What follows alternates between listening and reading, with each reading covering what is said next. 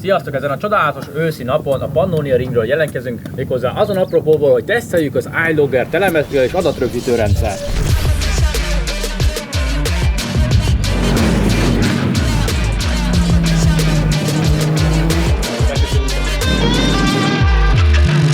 Mire is használunk mi motorosok, hobbi versenyzők egy ilyen telemetria rendszert? Mitől lenne ez nekünk jó? Miben használ? Gyorsulunk-e tőle, vagy nem?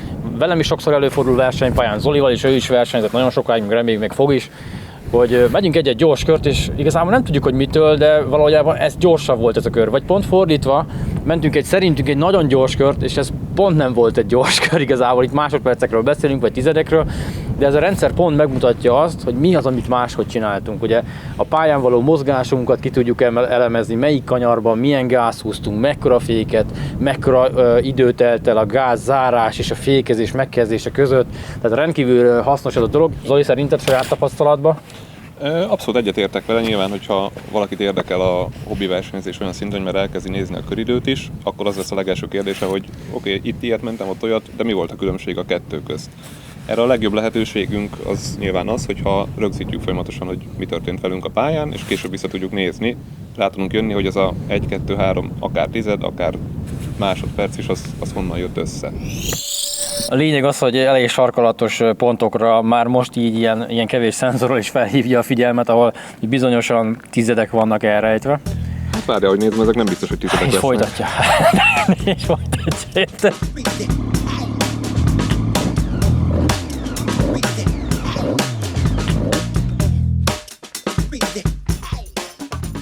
Az iLogger kapcsán 3 fő részt említenék meg. Az egyik maga a fizikai hardware, ami a motorban található. Ő rendelkezik saját belső memóriával, a bekötött szenzorokat, illetve a rendelkezésre álló GPS valós időben rögzíti, ahogy a pályán körözzünk vele. Ezeket a rögzített adatokat később le tudjuk tölteni, és egy tableten a motorozás után vissza tudjuk nézni, így ki tudjuk elemezni, hogy mi is történt ténylegesen a pályán.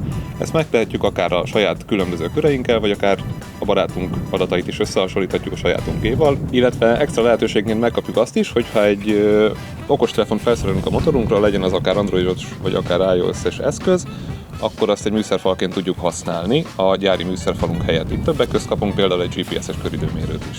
Mutatom, mit kell csinálnunk. Ide lépünk a motorhoz, elindítjuk az iLogger alkalmazást, egyetlen kattintás.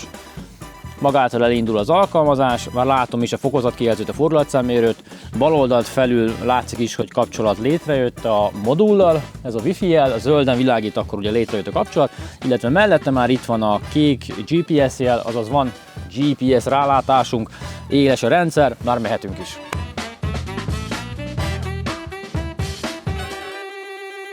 Nyilván az elején, amikor még az ember egy kicsit lassabb, visszafogottabb tempót megy, addig potyognak a másodpercek, pályánapról pályánapra nagyon gyorsan mennek ugye a másodpercek, viszont ahogy az ember egyre gyorsul, egyre kisebbek azok a kis falatok, amiket mindig lecsípünk, és egyre nehezebben jönnek azok a kis falatok, és én azt gondolom egyébként, hogy ezzel a cuccal egészen messzi el lehet jutni, de azok alapján, amiket beszélgettünk, nézegettünk, főleg ez a funkció tetszik nagyon, szerintem ez egy nagyon hasznos, még nem beszélhetünk róla, hogy igazából én körözök a pályán, és közben a versenymérnököm pedig itt ül a lelátón, és nézi és elemzi az adatokat, és látja, hogy mit csinálunk. Szóval erről esetleg egy pár szót, Zoli? Igen, ilyenre is van lehetőségünk, hogyha felszereltük a korábban említett okostelefont műszerfalként, akkor van lehetőségünk arra, hogy egy folyamatos mobil adatkapcsolat mellett az adatokat élőben töltsük fel egy szerverre, és azt bárki élőben nyilván egy laptop előtt nézheti, ahogy mi körözünk a pályán. Tiszta MotoGP gyerekek, tiszta MotoGP!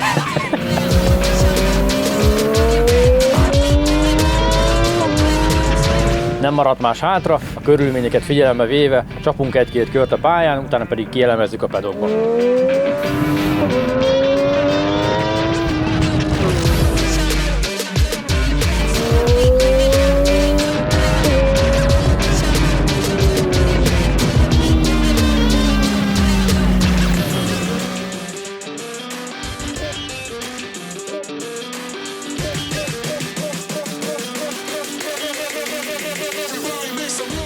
Lejöttem a pályáról, mentem egy-két kört, ahogyan ígértem. A körülményekhez képest azért visszafogott tempóban nyilván, azért már nem olyanok a körülményeket a 10 fokba, nem tudom mit mértünk, talán 8-9 fokot mértünk aszfaltnak is, minden szép időnek néz ki, de hát azért már nincs meg úgy a bizalom.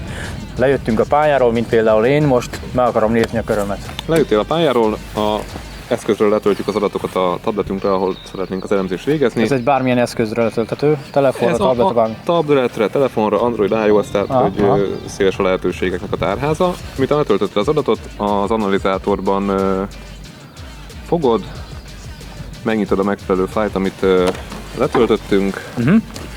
Itt kapsz egy képernyőt, ahol azt fogod látni, hogy milyen csatornák rögzültek, kiválasztod azt, hogy nagyjából mit szeretnél elemezni, motorfordulatot és gázállást praktikusan, az már elég sok információt el fog nekünk árulni, kiválasztod, és rögtön látod, hogy mi történt. Itt kapsz egy pályarajzot, a sárga jelölő kurzor mutatja, hogy az adatban épp hol állunk, a piros pötty mutatja a pályarajzon, hogy mi történik. Most itt annyit még hozzáférünk, itt azért ne ijedjünk meg, tehát hogy azért ezen tudunk egy kicsit lazítani ezen az EKG jelen, tehát ne ijedjünk meg, azért tényleg nagyon hasznos infók lesznek, igen. Bár nyilván a te EKG nem fog megváltozni tőle, hogy belezoomolunk, csak esetleg rosszabb lesz, de tudjuk scrollozni, illetve zoomolni, és attól függően, milyen nézetben szeretnénk ezt látni. Bal oldalt kiválasztva látjuk a köröket, itt egy nagyon komoly 0,5-ös kört sikerült meglőnöd a pályán ezekben a remek körülmények közt. És igazából, hogyha belenézünk, itt rögtön látjuk is, hogy vannak, ha visszalátok a térképre, vannak olyan részek, ahol egyenes szakasz következik a pályán, de a gázállás az nem maximum. Egyértelművé válik, hogy itt bizony tizedek vannak nagyon mélyen, vagy nem is olyan mélyen, de elásva. Mondjál még valami egyéb égető dolgot, mert még nem égtem eléggé. Szerintem már csak a nap éget minket. Ennél jobban.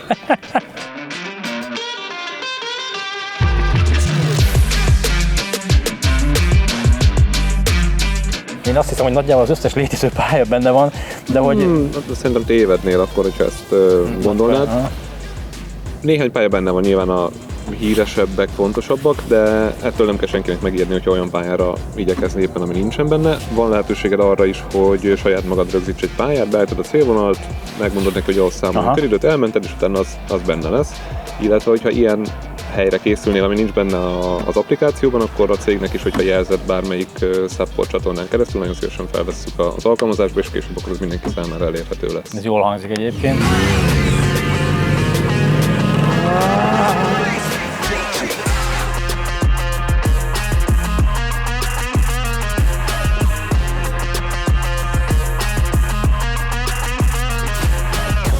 Figyelj, Tomi, nem akarlak megsérteni, de itt mi történik? Gyerekek, nagyon gyors voltam megint. Igen? Nem úgy tűnik. Nézem itt például az 5-ös kanyar után, itt a pályán úgy tűnik, mintha egyenes lenne, de hát itt nem is húzod a nyílgázt végig. Igen, ott emlékszem, ott azt hiszem, hogy egy nyúl átszaladt előttem, és el kellett vennem, de egyből visszarántottam rá, és ezt hülyen tükrözi egyébként a diagram is, mert... Értem. Szóval egy nyúl. Hát akkor nézzük tovább. Több nyúl is volt a pálya. Itt a hátsó egyenes, ahol mindenki egykerekezni szokott, itt már győz lehetett így, ahogy nézem ezt a gázelcsukást, ez igen, már... ez egy 600-as motor, de hogy eszméletlen nagy erők vannak benne, és nagyon el kellett zárnom, hogy... Meg a 10 fok gondolom, az is még segített. A 10 fok is. Tényleg talán a gáz az, ami leggázabb. Az szó szerint. Igen, és annak a kezelése. Itt nagyon érdekes lenne egyébként látni tényleg azt, hogy amikor elzárom a gázt, mennyi idő telik el, amikor rányolok a fékre, milyen intenzitással fékezek. Mert érezhetően nyilván ez egy sokkal lassabb kör volt, sokkal erősebben lehetett volna fékezni, mint intenzitásban is, tehát maga ahogyan megmarkolom a féket, amilyen erőt kifejtek rá, nyilván ez egy sokkal lazább dolog volt, sokkal több lenne benne, de hogy ezt itt a grafikonon marha jól lehetne látni, tényleg az, hogy, és nem csak egy on-off kapcsolóként, hanem tényleg nyomásérzékelőként folyamatosan, hogy növekedik a fékerő, milyen gyorsan, illetve milyen lineárisan csökkenik. Na ezt most itt nem látjuk, de ezt majd később egyébként lehet, hogy majd orvosoljuk. Mi az, ami még szerinted ilyen sarkalatos pont, amit most ebből így kiolvasnál? Hát ugye elsőre ezeket mondanám nagyjából, ezen azért sokat lehet segíteni. Ugye van ennek egy olyan hatalmas előnye, hogy különböző köröket tudsz egymásra raposgatni. Tehát nem muszáj a saját körödet, rárakhatod egy akárkinek a körét is egyébként, és a kettő között ott már hatalmas dolgokat tudsz kiolvasni, minél több szenzor, minél több adat, annál több információ, amit aztán neked fel kell dolgozni majd agyba, és át kell ültetni a versenypályán tempó formájába. Itt van ez a csodálatos pályarajz, egyébként majd meglátjátok, be lesz vágva. Nekem ez tényleg nagyon hasznos, nagyon frankó, viszont én szívesebben látnak egy olyan dolgot, ahol mondjuk felülnézetből van a pálya, ahol szélessége is van neki, mert szerintem amúgy a hobbi pályamotorosnál még ezért nagyon sokat segít az is, hogy a pályán hol van az ideális ív. Tehát, hogy ne abból induljunk ki, hogy profik vagyunk mindenki, és mindig az ideális íven megyünk, hanem valószínűleg még abban nagyon sok másodperc, vagy legalább tizedek, de inkább másodpercek el vannak dugva, hogy milyen íven közlekedünk a pályán. az még esetleg így tök frankó lenne, nem tudom, hogy korábban erről már beszélgettünk egyébként az Olival, és ők egyébként tök nyitottak egyébként mindenféle ilyen feedbackre, szerintem inkább így fogalmazunk. Úgyhogy mind a műszerfalbeállítás, nézetek, stb. Ez így nekem feltűnt. Nagyjából ebből a kicsi adatmennyiségből is, amit most így előttünk áll, számomra már most az körvonalazódik egyébként, hogy ebben nagyon nagy lehetőségek vannak. Számomra, aki még nem használt ilyet, én még nem használtam ugye ilyen cuccot. Még esetleg ehhez valamit hozzászólnál, vagy most már kezdek kiszáradni? Ez már nem hiszem, hogy része nem, még nyugodtan lehet része. Figyelj, azon gondolkoztam, hogy McLaren nem tudom hány évvel ezelőtt itt letolták a havat. Novemberbe, decemberbe. Kiment egyet, még csavargatta a fékerőt is, meg minden, aztán hát nem tudom, mi is itt a köridő. Hát hasonló. Szerintem jobbat ment. Ennél egy jobbat ment. Jó, hát most érted, kezeljétek helyén a dolgot, az Oli régóta nem látott már ilyet, nem ült motoron, tehát hogy nyilvánvalóan vannak elvonási tünetei, meg hideg is van, fázik is. Nyilvánvalóan ez egy PB kör lett volna 30 évvel ezelőtt valahol, sárba, offroad pályán, de igazából amit meg akartunk tudni, így első körben, az szerintem sikerült. Hát az, hogy szarul megyek, azt tudom, eddig is tudtam, most már egyébként van rá bizonyíték is. Viszont ebből felindulva lesz ennek még folytatása. Lehet, hogy jobban is fogsz menni. Azt nem mondom, de hogy próbálkozni fogunk még, az biztos. Szeretnénk, hogyha Portimao-ba minden rendben lesz, akkor ott még tudunk azért tesztelgetni, és talán több adatmennyiséggel szolgálunk. Megpróbáljuk ott majd még kivesézni ezt a távoli elemzés részét is a dolognak. A mai nap működött egyébként, ezt frankon meghoztuk. A működést az alatt értem, hogy külföldön vagyunk, internet, hogyan lesz, stb.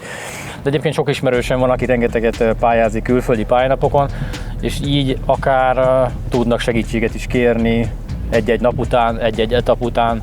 Azért vannak ott gyors srácok, akiknek sokat segítene ez is. Amit még nem mondtunk el esetleg az előző etapban, hogy a modern motorok esetében is, ahol mondjuk nem igénylitek a műszerfal kijelzést, ez tényleg csak egy opció. Ez anélkül is tökéletesen működőképes, tehát onnantól kezdve gyújtás adsz a motorra, működik az adatrögzítő. Nem muszáj használnotok hozzá a műszerfal nézetet, tehát nincs rá szükség.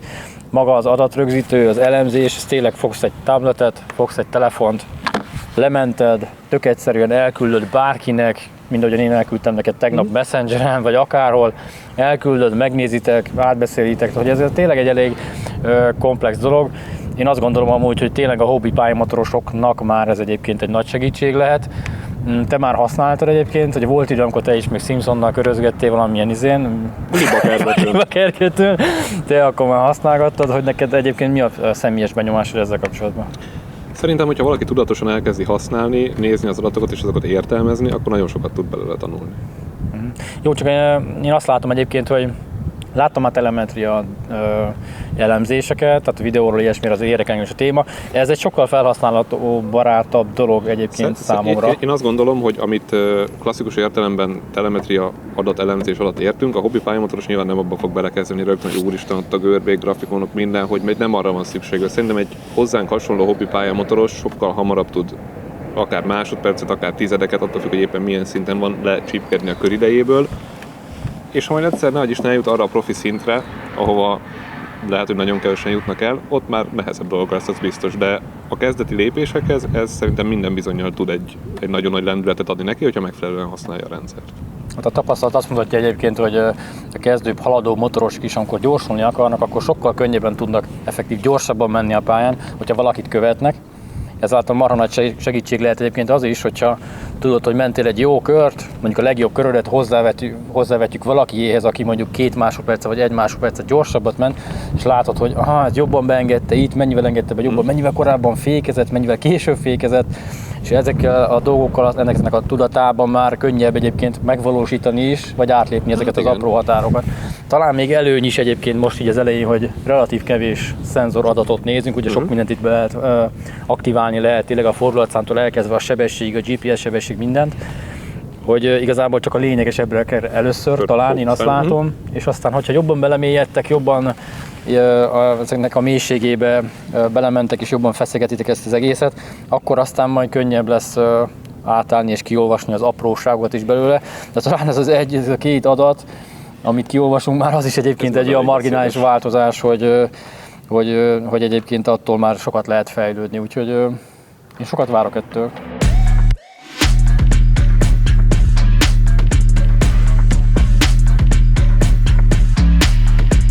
fogunk még foglalkozni a témával, viszont fontos leszögeznem, hogy ez nem egy fizetett hirdetés, ezt megvásároltam, ezt a terméket, a saját motoromra került beépítésre, Zoli segített nekem, amit innen is köszönök, viszont azért fogunk ezzel még foglalkozni, mert meggyőződésem, hogy a pályamotorosok ebből nagyon sokat fognak tudni profitálni, szeretném még extra szenzorokat rá, stb. De erről majd később. Ha tetszett a tartalom, akkor kérlek, nyomj egy lájkot, vagy iratkozz fel a YouTube csatornára, azt meg külön megköszönjük, hogyha esetleg kommentbe ötletelsz egy kicsit, hogy miről szeretném még hallani. Sziasztok!